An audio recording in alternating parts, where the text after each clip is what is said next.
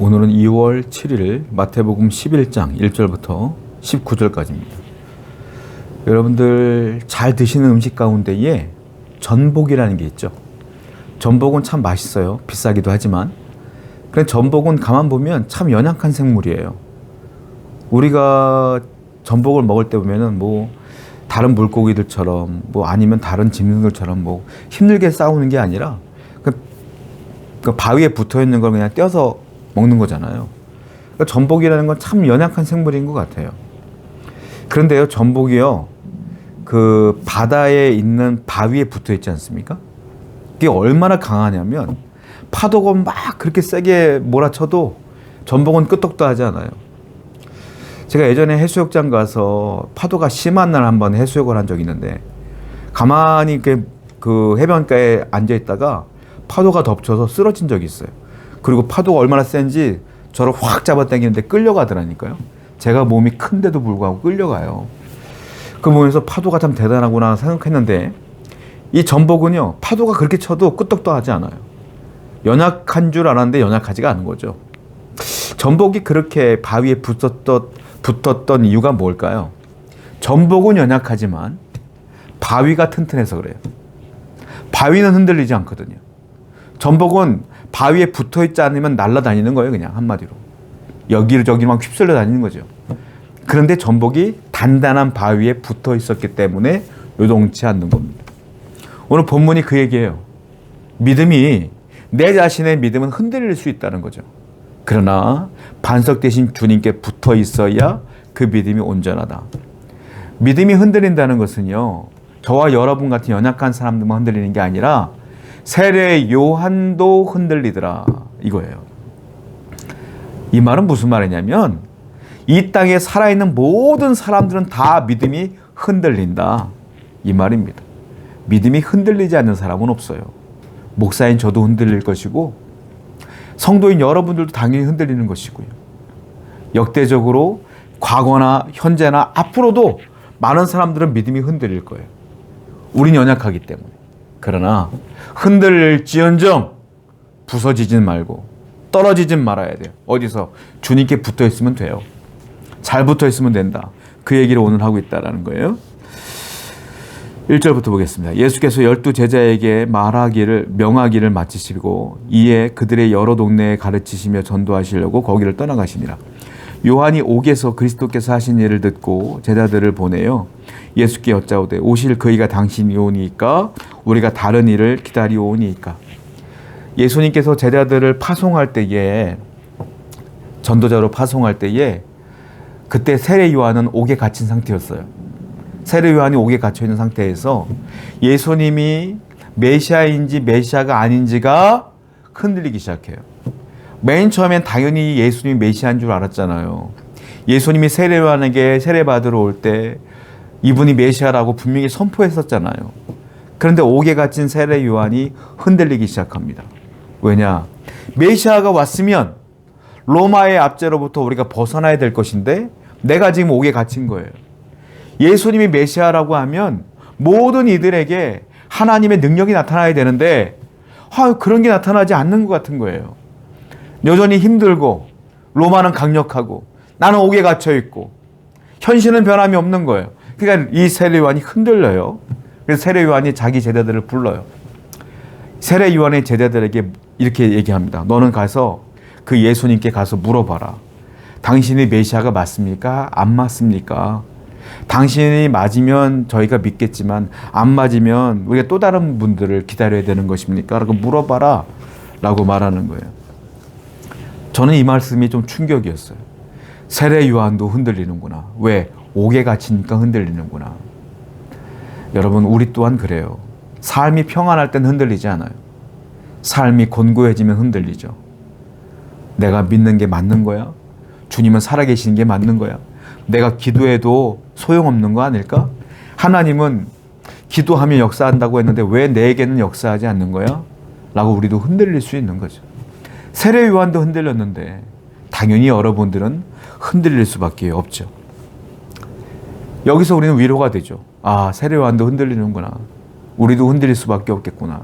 그러나 중요한 건 세례 요한은 흔들렸지만 떨어지진 않았다는 걸 분명히 믿으셔야 돼요. 자, 그 다음에 예수님께서 대답하십니다. 4절부터 볼게요. 예수께서 대답하여 이르시되 너희가 가서 듣고 보는 것을 요한에게 알리되 맹인이 보며 못 걷는 사람이 걸으며 나병 환자가 깨끗함을 받으며 못 듣는 자가 들으며 죽은 자가 살아나며 가난한 자에게 복음이 전파된다 하라. 예수님이 그 말을 듣고 세례 요한에게 이렇게 전하라고 얘기를 해요. 이사야서에 나와 있던 말씀을 그대로 전합니다.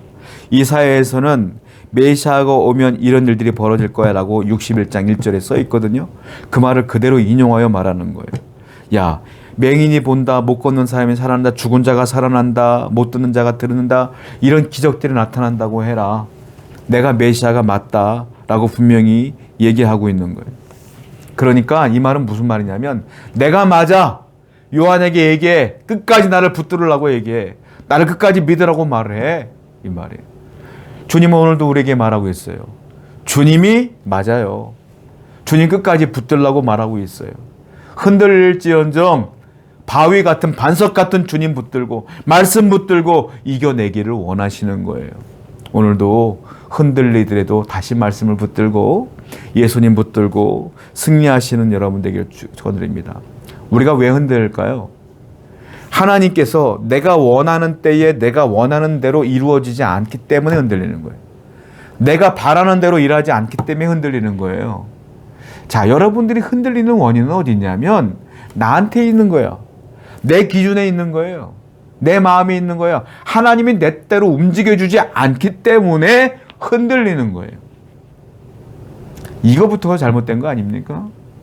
하나님은 예수님을 이 땅에 보내신 이유는 가난한 자를 또한 맹인들을 죽은 자를 살리라고 고치라고 회복시키라고 보낸 거거든요. 근데 사람들은 로마로부터 우리를 압제로부터 우리를 벗어나게 할 거야 라는 자신들의 생각이 있는 것이죠. 하나님의 생각대로 주님은 일하고 계신 거예요. 하나님은 지금도 하나님의 생각대로 여러분들의 삶을 인도하고 계심을 믿으시기 바랍니다. 내 뜻대로 이루어지지 않는다고 해서 흔들리지 마세요. 하나님은 여전히 일하고 계십니다. 16절부터 볼까요? 주님이 또 비유하십니다. 이 세대를 비유하셔요. 이 세대를 무엇으로 비유할까? 비유하건대 아이들이 장터에 앉아 제 동물을 불러 이르되 우리가 너희를 향하여 피리를 불어도 너희가 춤추지 않고 우리가 슬피 울어도 너희가 가슴을 치지 아니하였다 함과 같도다. 자, 이 세대를 비유합니다. 동네 아이들이 모여 놀고 있어요. 놀고 있는데 어떤 아이가 피리를 불어. 피리를 분다는 건 즐거운 거잖아요. 잔치집에서 피리를 부는 거거든요. 그런데 아이들이 피리를 불어도 뭐라고 써 있습니까? 피리를 불어도 같이 춤추지 않는데요. 그러니까 반응이 다른 거야. 나는 피리를 부는데 얘들은 반응하지 않는 것이죠. 또 말하죠. 나는 슬피 우는데 옆에 있는 사람 가슴을 치지 않는데 반응이 달라. 내가 슬피 울면 같이 가슴을 치고 슬퍼해야 되는데 내가 피리를 불면 같이 즐거워해 춤춰야 되는데 하질 않는 거야. 이게 무슨 말이냐면 피리를 부는 아이들은 세상을 말하는 거고 나를 말하는 거예요. 그런데 피리를 불어도 춤추지 않는 건 누구를 말하는 거냐면 세례 요한과 예수님을 얘기하는 거예요. 반응이 다르다는 거죠. 슬피 우는 건 나를 말하는 거예요. 내가 너무 고통스러워서 내 삶이 너무 힘들어서 내가 슬피 울어. 그런데 주님께서는 가슴을 치지 않는다는 거야. 같이 울어주지 않는다는 거예요. 나는 그렇게 느낀다는 거죠. 반응이 다르다는 거예요. 그래서 뭐 한다? 그래서 흔들린다. 주님이 내 뜻대로 움직여주지 않기 때문에 흔들린다. 여러분 이걸 아셔야 돼요. 반응해야 될 대상은 하나님이 아닙니다. 반응해야 될 대상은 하나님이 아니라 내가 반응해야 되는 거예요. 하나님의 뜻에 내가 반응해야지 내 환경에 하나님이 반응하는 게 아니라고요. 이걸 분명히 아셔야 돼요. 우리는 대부분 잘못 알고 있는 게 내 환경에 하나님이 반응하길 원하셔요. 그러니까 내 환경에 하나님이 제대로 반응해 주지 않으니까 하나님이 계신 거야 안 계신 거야? 정말로 내 기도를 듣는 거야 안 듣는 거야? 라고 원망불평이 나오는 거라는 거예요. 순서가 잘못됐어요. 하나님의 뜻에 내가 반응해야 되는 거예요. 내가 이렇게 힘든데 내가 이렇게 어려운데 하나님이 역사하지 않는구나. 그러면 이 어려운 것 힘든 것 하나님이 이기게 해주시겠지. 나는 잘 견디고 있기만 하면 하나님이 또 다른 길을 인도해 주실 거야 라고 믿음으로 견뎌야죠. 하나님이 무반응이면 나도 무반응으로 있어야 되는 거예요. 그러면 하나님이 역사할 때까지 기다려야 된다는 거라는 거죠. 그럴 때 우리의 믿음이 흔들리지 않는다. 모든 기준이 하나님이란 거대한 반석 위에 기준점을 삼을 때에 전복이 흔들리지 않는 것처럼 나도 흔들리지 않는다. 오늘 다시 여러분들의 삶의 중심이 아니라 하나님의 마음에, 하나님의 말씀에 반응하는 여러분 되기를 축원드립니다. 기도하겠습니다. 하나님, 모든 것이 하나님께 있음을 기억하고 반석에 붙어있는 우리 모든 성도가 되게 하여 주옵소서. 예수님의 이름으로 기도드렸습니다. 아멘.